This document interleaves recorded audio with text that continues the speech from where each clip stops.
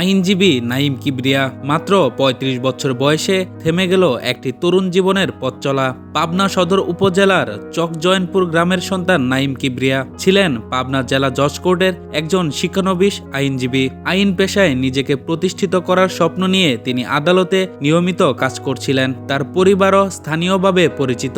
বাবা গোলাম কিবরিয়া একজন সাধারণ মানুষ হলেও তার মা আইরিন কিবরিয়া আওয়ামী লীগ সরকারের সময় পাবনা জেলা পরিষদের প্যানেল চেয়ারম্যান হিসেবে দায়িত্ব পালন করেছেন। রাজনৈতিক পরিচয়ের বাইরে নাঈম কিবরিয়া পরিচিত ছিলেন একজন শিক্ষিত, শান্ত স্বভাবের তরুণ আইনজীবী হিসেবে।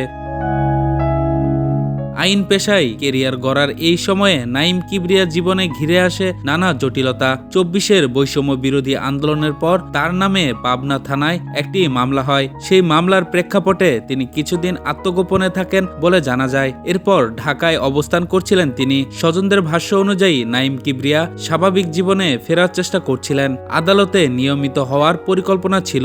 ভবিষ্যৎ নিয়ে ছিল নতুন করে স্বপ্ন দেখার প্রত্যাশা। কিন্তু সেই প্রত্যাশা বাস্তবে রূপ নেওয়ার আগেই নেমে আসে ভয়াবহ পরিণতি। রাজধানীর বসুন্ধরা আবাসিক এলাকায় একটি সামান্য সড়ক দুর্ঘটনা থেকেই শুরু হয় সেই মর্মান্তিক অধ্যায়। অভিযোগ রয়েছে, প্রাইভেট কার থেকে টেনে হিচড়ে নামিয়ে নাঈম কিবরিয়াকে প্রকাশ্যে মারধর করা হয়। তার গলা, হাত, পিঠ সহ শরীরের বিভিন্ন স্থানে আঘাতের চিহ্ন পাওয়া যায়। গুরুতর আহত অবস্থায় হাসপাতালে নেওয়া হলে চিকিৎসক তাকে মৃত ঘোষণা করেন। একটি তরুণ আইনজীবীর এমন মৃত্যু আজ শুধু একটি ব্যক্তিগত ট্র্যাজেডি নয়, এটি আইনের শাসন, জননিরাপত্তা এবং কি তথাকথিত মব জাস্টিস নিয়ে নতুন করে বড় প্রশ্ন তুলে দিয়েছে। নাঈম কিবরিয়ার পরিচয় তাই এখন একটি নাম নয়, বরং একটি সতর্কবার্তা।